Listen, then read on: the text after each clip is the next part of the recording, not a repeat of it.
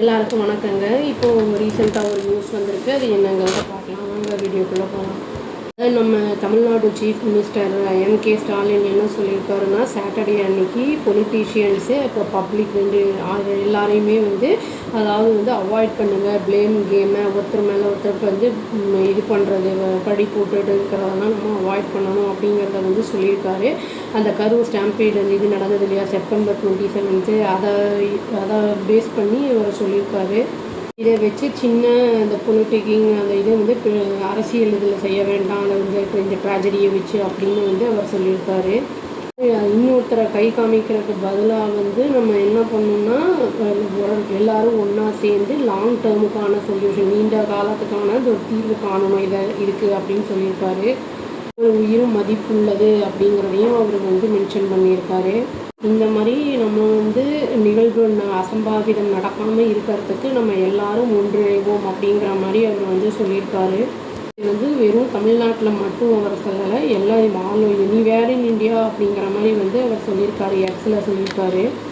மதுரை அந்த ஹைகோர்ட் வந்து இது பண்ணியிருக்குல்ல, அதாவது ஸ்டாண்டர்ட் ஆப்ரேஷன் ப்ரொசீஜர் அது வந்து வந்ததுக்கு அப்புறம் தான் வந்து பொலிட்டிக்கல் ரேலிஸ் எல்லாம் நடத்த முடியும் அப்படிங்கிற மாதிரி சொல்லியிருக்காங்களா. அப்புறம் எஸ்ஐடி டீமை ஃபார்ம் பண்ணியிருக்காங்க இன்வெஸ்டிகேஷனுக்காக.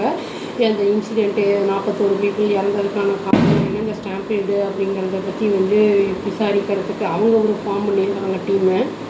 நம்ம சிஎம் என்ன சொல்லியிருக்காருன்னா, ஸ்டேட் கவர்மெண்ட் வந்து ஹைகோர்ட்டோட அந்த அப்சர்வேஷன் அந்த இதை வந்து கைட்லைன்ஸை வந்து நாங்கள் வந்து சீரியஸாக எடுத்துகிட்டு இருக்கோம் அப்படின்னு வந்து சொல்லியிருக்காரு.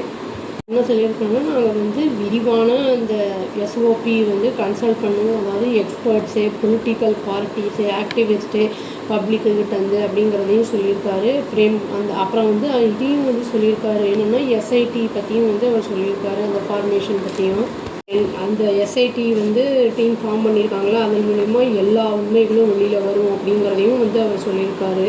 அவர் வந்து என்ன பண்ணியிருக்காங்கன்னா, மறைமலை நகரில் வந்து ஒரு நூற்றாண்டு விழாவில் வந்து இது பண்ணியிருக்காரு, ஒரு நூற்றாண்டு விழாவில் வந்து கலந்துக்கிட்டு இருக்காரு.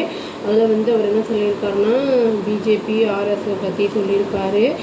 சில குரூப் வந்து தமிழ்நாடை வந்து டெஸ்ட்ராய் பண்ண பார்க்குறாங்க, அவங்கள வந்து நம்ம டெஸ்ட்ராய் பண்ணணும் அப்படிங்கிற மாதிரி சொல்லியிருக்காரு. அதை வேரோடு எடுக்கணும் அப்படிங்கிற மாதிரி வந்து சொல்லியிருக்காரு.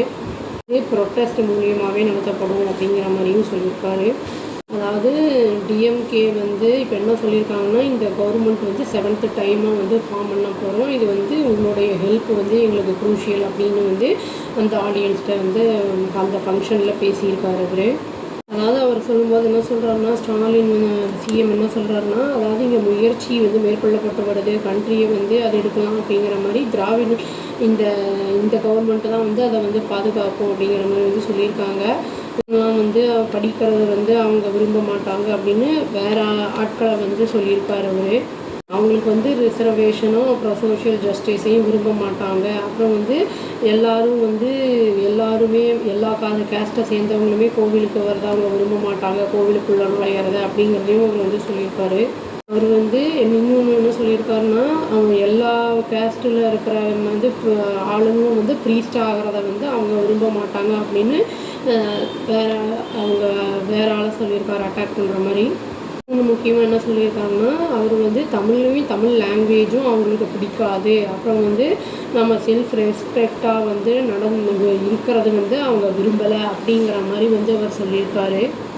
இப்போ சிஎம் வந்து இதுதான் சொல்லியிருக்காரு. இனிமேல் தான் தெரிய வரும், இந்த எஸ்ஐடி இன்வெஸ்டிகேஷனுக்கு அப்புறம் என்ன ஏது அப்படிங்கிறதெல்லாம் தெரிய வரும். நல்லாவே நடக்கணும். அவ்வளோதான். Thank you. Please do like, share and subscribe our channel and click the all option and tap the bell icon. Thank you.